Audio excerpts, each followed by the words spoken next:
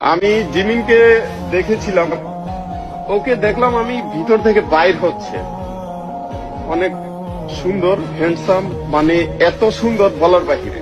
আপনারা দেখলে ওর থেকে, মানে ওর দিকে একবার যদি তাকান, মানে চোখ ফিরিয়ে আনতে মন চাবে না, এরকম সুন্দর।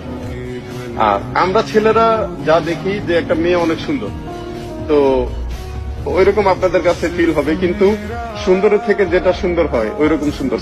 আমার সামনে যখন দেখলাম, মানে আমি কি বলবো, আমি কি বলার ভাষা হারিয়ে ফেলছি।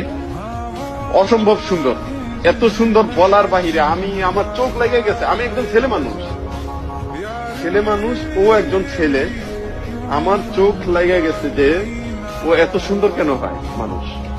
সুবহানাল্লাহ, আল্লাহ ওনাকে ভালোভাবে সৃষ্টি করেছেন।